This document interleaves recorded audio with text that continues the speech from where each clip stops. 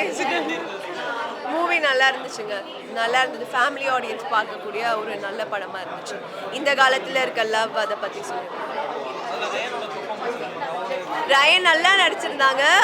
வீட்டில் டிவியில் பார்த்த ரயனுக்கும் இப்போ இங்கே பார்க்குற ரயனுக்கும் நிறைய டிஃப்ரென்ஸ் இருக்குது. ஒரு ஆக்டராக கண்டிப்பாக அவன் நல்லா நடிக்கிறதுனால தான் இந்த படத்தில் நடிச்சிருக்கான். ஸோ லைக் எந்த ஆக்டராக இருந்தாலுமே அந்த கேரக்டரை எப்படி கேரி பண்ணுறாங்கன்னு தானே இருக்கா. அவன் ரொம்ப நல்லா நடிச்சிருக்கான்.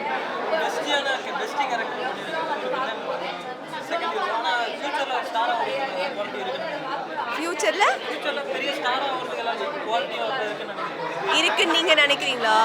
நீங்கள் உங்களுக்கு அப்படி ஃபீல் ஆகுதுன்னு சொல்கிறீங்க. கண்டிப்பாக. இப்போ தான் நம்ம வந்திருக்கா. இதுக்கப்புறம் அவன் நிறைய ஹைட்ஸ் போகணும், நிறைய ரோல்ஸ் பண்ணணும், ஒரு மெயின் லீடாக பண்ணணும். இந்த மாதிரி அவனுக்கு என்ன ஆசை இருக்கோ அது எல்லா ஆசையும் எங்களுக்குள்ளேயுமே இருக்குது. ஏன்னா எங்கள்லேருந்து வர ஒரு பையன் அவன் முன்னாடி வந்தால் எங்களுக்கும் சந்தோஷம் தானே. அப்படி தான் நான் நினைக்கிறேன். வின்னர் ஏங்க நானும் உள்ளே இருக்கேன். அப்போ நான் தானேங்க வின் பண்ணணும்னு நினைப்பேன். இதில் வேற எப்படிங்க?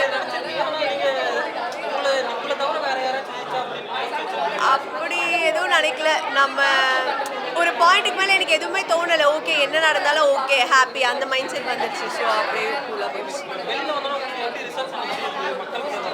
வெளில வந்தோடனே ரொம்ப ஹாப்பியாக இருந்துச்சு. நான் எதிர்பார்க்கவே இல்லை.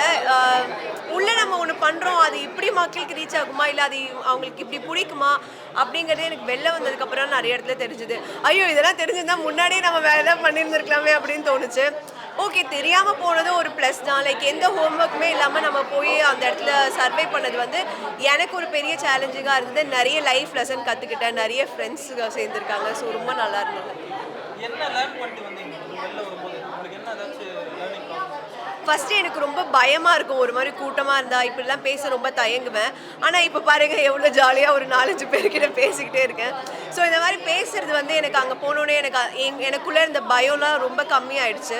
ரொம்ப போல்டாக பேச ஆரம்பிச்சிட்டேன் எல்லா இடத்துலையும். அதுதான் நான் ஒரு பெரிய ஒரு லெசன் வந்து அங்கேருந்து கற்றுட்டு வந்திருக்கேன்.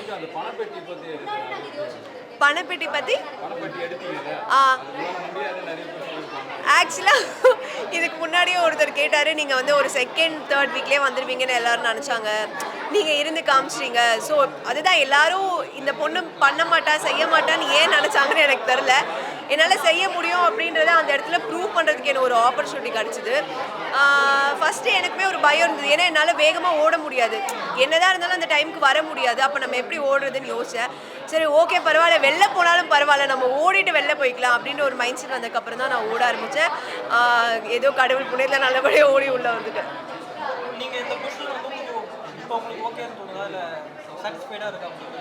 எனக்கு வந்து நான் வீட்டிலேருந்து நிஜமாக உள்ளே போகும்போது என்ன சொன்னேன்னா, நான் ஒரு வாரத்தில் வெளில வந்தால் கூட என்னை அக்செப்ட் பண்ணிக்கோங்க, எதுனாலும் என்னை அக்செப்ட் பண்ணிக்கோங்க, நீங்கள் எதுவும் கோவப்படாதீங்கன்னு எங்கள் வீட்டில் சொல்லிட்டு போனேன்.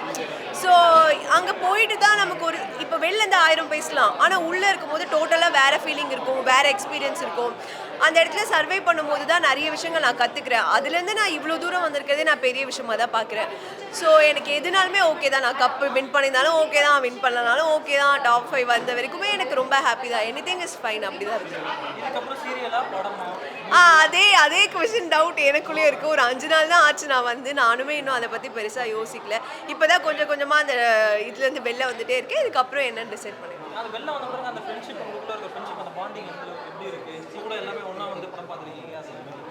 கண்டிப்பாக அது ரொம்ப கண்டிப்பாக தொடரும். ஏன்னா இப்போ நாளைக்கு நான் ஒரு படம் நடிக்கும் போது என் ஃப்ரெண்ட்ஸ் எல்லோரும் வருவாங்க. அவங்க ஒன்று பண்ணும்போது நான் கண்டிப்பாக சப்போர்ட் பண்ணுவோம். உள்ளே இருக்கும் போதுமே நாங்கள் நிறைய சப்போர்ட் பண்ணி விட்டு கொடுத்து நீ போ நாங்கள் நிற்கிறோம் அப்படின்னு தான் உள்ளேயுமே விளையாடி இருக்கோம். ஸோ அது வெளியிலையுமே இருக்கும். இது லைஃப் லாங் இதே மாதிரி இருக்கும்னு நான் நம்புகிறேன்.